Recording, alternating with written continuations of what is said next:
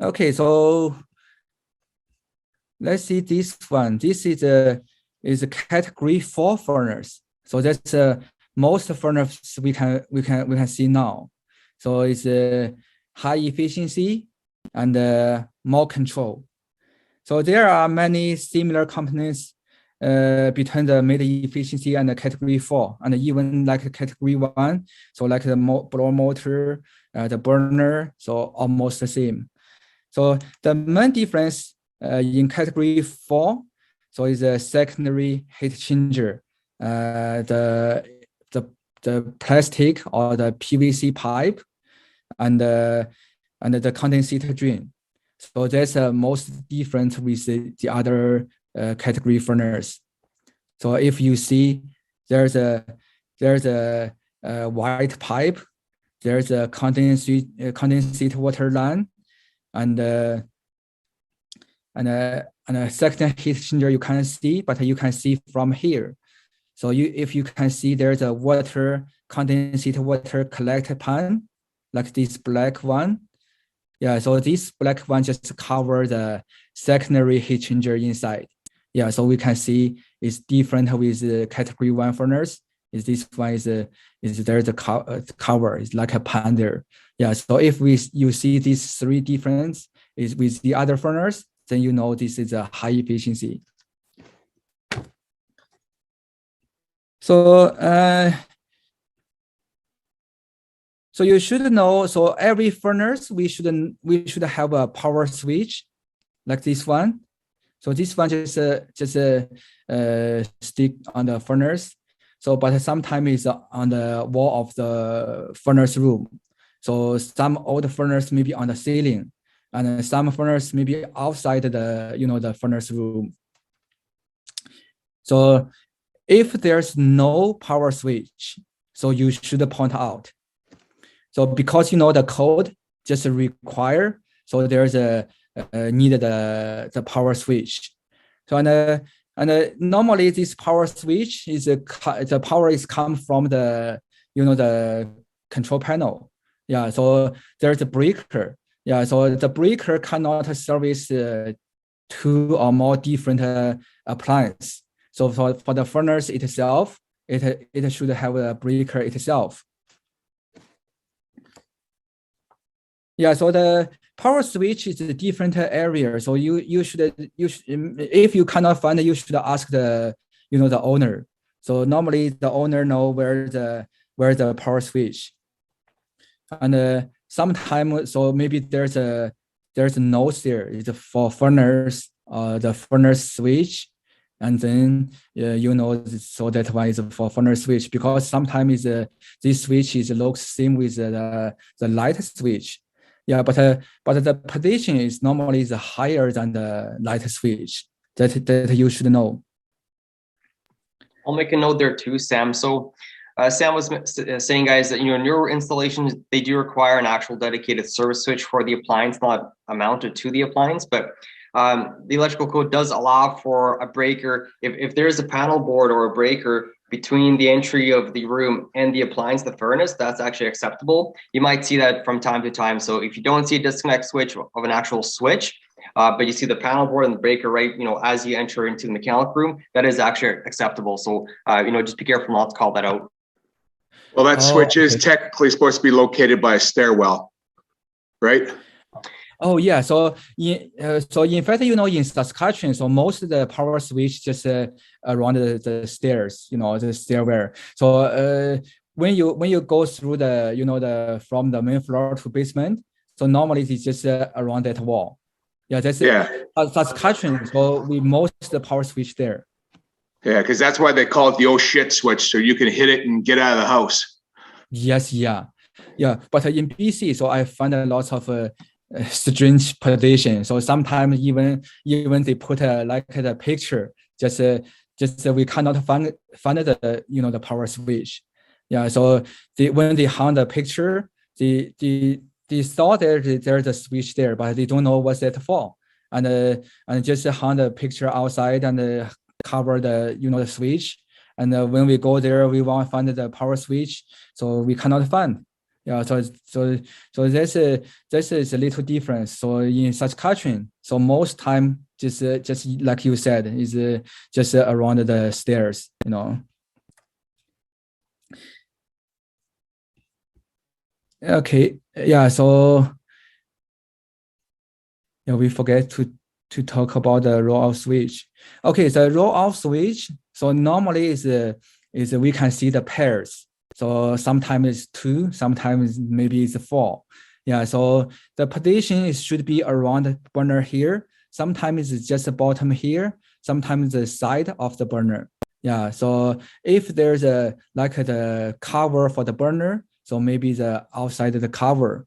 So just depends. Yeah, so this roll-off switch just test the temperature inside the burner. So if, for example, the heat changer cracked, so the burner just roll out and cause this sensor, cause this roll-out switch is tripped.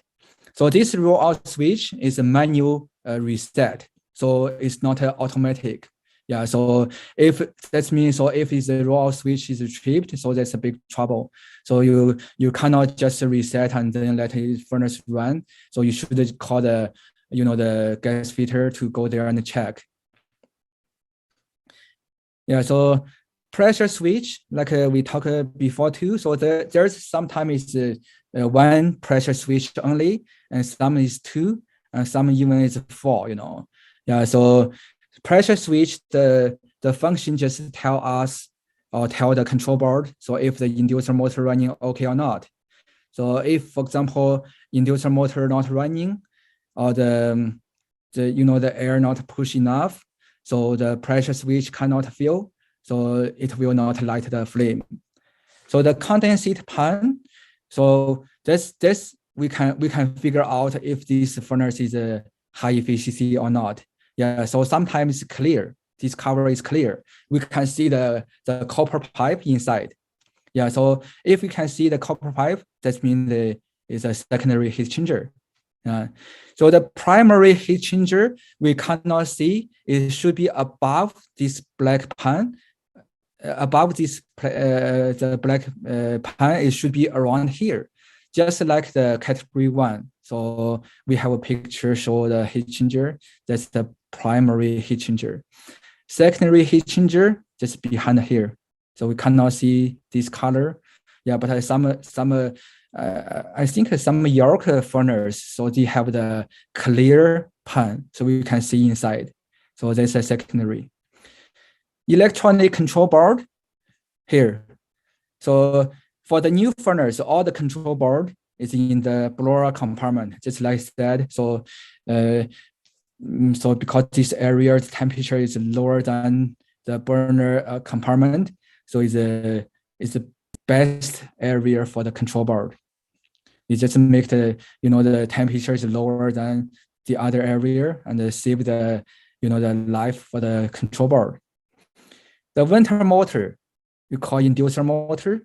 Yeah, just like this one. So this one, so it's easy to make noise.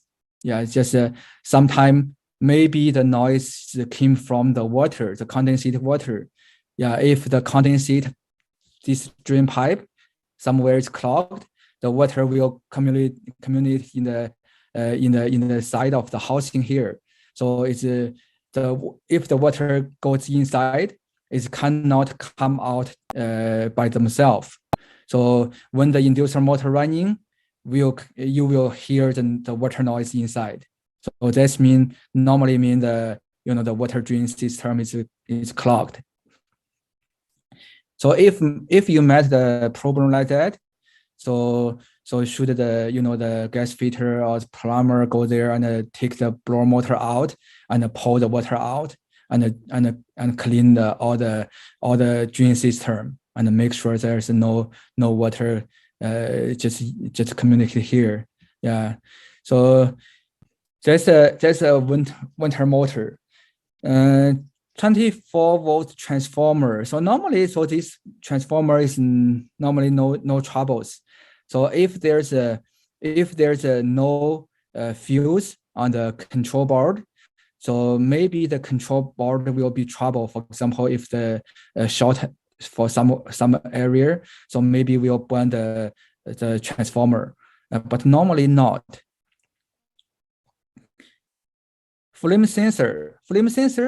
So for the high efficiency furnace, so we call flame sensor, but like the pilot, if there's a category 1 is pilot, so normally is we call thermocouple or thermopile. So we will talk about that later. Yeah, so flame sensor is just like a metal rod. Yeah, so it's a special material, and if the flame hit there, so it can generate a mini voltage, small voltage, and the control board can know, okay, so the flame is there. Yeah, just like that. So sometimes, so if it's running a long time, so the flame sensor will be dirty, and if so this one, I don't know if you need to take out to check or not. Yeah, but it's easy to take out. So there's only one screw there. Yeah, so some Linux furnace is very hard. So because the space is very narrow there, it's hard to take out. But if it's easy, just one screw is easy to take out, and you can take out to see. So some area, if it's black, so that means, so this is a flame sensor is need to be changed. So sometimes we just use the sandpaper to clean, and then maybe it still can last for some times. Condensate collection system. Yeah, so this one is very important for the high efficiency furnace. Yeah, because when we install the furnace, some guy just don't care when they use a hacksaw to cut the the 636 pipe, so they didn't clean the debris. So and if it's running a long time, those debris just drop down and into the drain system and then clog somewhere. Yeah, so that's some lots of the problem we found. Yeah, so and if even we clean the debris for the pipe, so there's still will be dust and some like those, and running in the system and clog some elbow somewhere. Yeah, so if some pipe like this hose is flexible, yeah, it's sometimes there's a kink there and easy to block. Yeah, so we need to clean the the drain system every year. So but normally the customer, so maybe never clean, And the furnace disconnect, we talked about that already, and the capacitor. Capacitor for this furnace, normally we only can see from the blower motor. Yeah, so like this one, we cannot see here. We cannot see here. Yeah, so because there's the control board, they have the panel here. Yeah, so the capacitor should be the back of the panel and outside the blower housing. Yeah, so this capacitor just help the motor to start to run. Yeah, so we will talk about the capacitor later. Yeah, so there's a different capacitor like the furnace. We normally use a 2 plug there, and for the air conditioner there's 3, it's 2 in 1. Yeah, so we will talk about this later. Okay. Yeah, this is the internal of the category 4 furnace. So we can see the secondary heat changer here. Yeah, so this is more difference with the category 1 and more troubles too. Okay. Yeah, so because the primary heat changer normally is hard to clog, but the secondary heat changer is just like the air conditioner coil. Yeah, so there's a aluminum fin there. It's small space. So when the air blows through here, so even we have the filter, so but still some dust goes through the the blower motor and collect heat from here, the bottom of the coil. Yeah, so if it's dirty here, so it's a same simple symptoms of the filter clogged. Yeah, so it will be high temperature sensor will be sense the heat and trip the high limit switch. Yeah, so if, for example, the high limit switch always tripped, so you should change the filter. You should check the secondary heat changer. You should check the A coil. Yeah, that's normally problem caused. And